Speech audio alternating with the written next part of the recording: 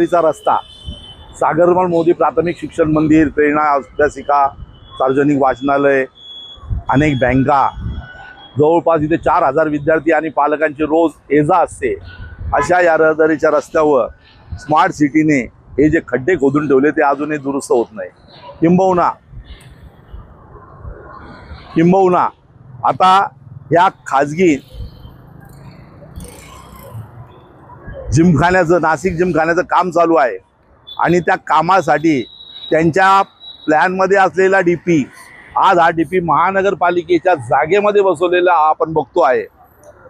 आता ही जागा महानगरपालिकेची, शासनाची, जनतेची, ही खाजगी संस्थेला डीपी उभारण्यासाठी कोणी अलॉट केली? तो अलॉट करण्याचा अधिकार महापालिकेला आहे का? एक इंचाला आज करोडो रुपयाचा भाव आहे इथे आणि ही जागा त्या बिल्डरनी असं कोणाची परवानगी घेऊन तिथे उभा केला?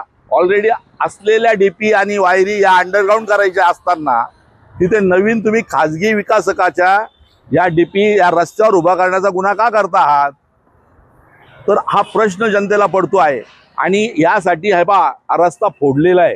हा फोडलेला रस्ता हा फोडायला परवानगी कशी काय दिली महानगरपालिकेने? हा दुरुस्त का नाही होते? मग हे दुरुस्त करण्याची जबाबदारी कोणाची? आज या रस्त्यावरनं ज्या गाड्या जातात त्याच्यामुळे या आजूबाजूच्या इमारतीचं व्हायब्रेशन होतंय, त्याला तडे गेलेले आहेत आणि इथे अनेक अपघात होत आहेत।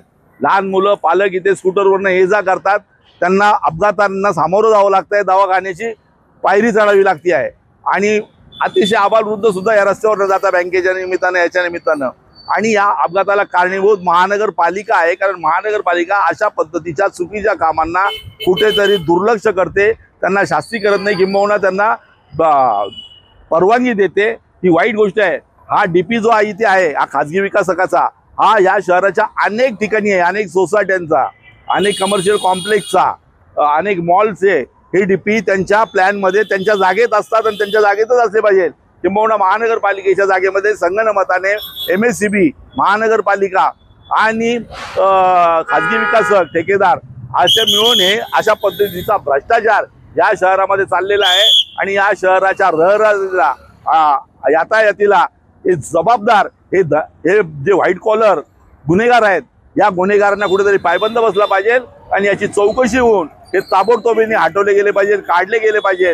त्यांना ना भाडं ना तोडं ना यांना काही विकलं गेलेलं आहे, पण या जागा अशा ज्या लाटल्या जातात या शहरातल्या त्या थांबवाव्यात अशी सन्माननीय प्रशासनाला अशी कळकळीची विनंती आहे। आणि सन्माननीय प्रशासनाने या शहरातल्या सर्वच अशा बेकायदेशीर डीपी ज्या उभ्या आहेत, हे ट्रान्सफॉर्मर जे उभे आहेत हे ताबडतोबीने दूर करण्यात यावे आणि त्याच्या दंडात्मक कारवाई करून त्यांची आतापर्यंतचं भाडं हे त्यांच्याकडनं जबरदस्त